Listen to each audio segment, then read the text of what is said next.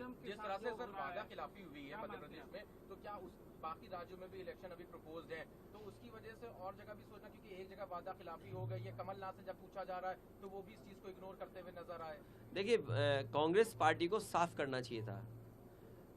मेरा मानना यह है कि अगर आपको सीट नहीं देनी थी तो समाजवादियों से बात नहीं करनी चाहिए थी।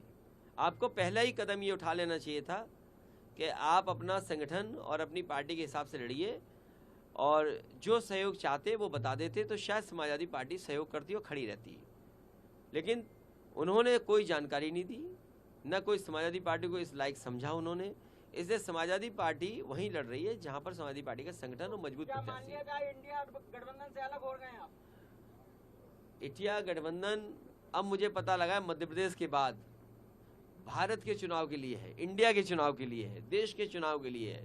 तो देश का चुनाव आएगा तब बात की जाएगी, और जिसको सीट चाहिए होगी या जिस पे बातचीत होगी वो अलग प्लेटफॉर्म है। लेकिन ये सवाल ये है, क्रेडिबिलिटी का है, कि अगर कांग्रेस इसी तरह का व्यवहार करेगी तो कौन उनके साथ खड़ा होगा।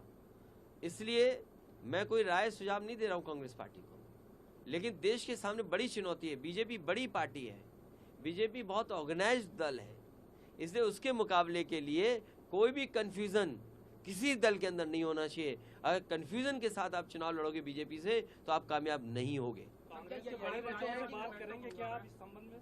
अब हम तो किसी से बात नहीं कर रहे हैं, हम तो आपसे बात करेंगे। सर क्या यही वजह है कि कांग्रेस का हर आदमी अब आलोचना कर रहा है, चाहे तेलंगाना हो वहाँ पे भी लोग विरोध कर रहे हैं, और सभी लोग अब कांग्रेस का खुल के विरोध कर। तेलंगाना में भी अभी देखा गया, असदुद्दीन ओवैसी ने भी सबने कहा कि बी पार्टी बता दिया है बीजेपी को। नहीं तो वो तो आप जानकारी कर लें कि बीजेपी को हराने के लिए सवाल बीजेपी का नहीं है, सवाल है कि संविधान कैसे बचेगा।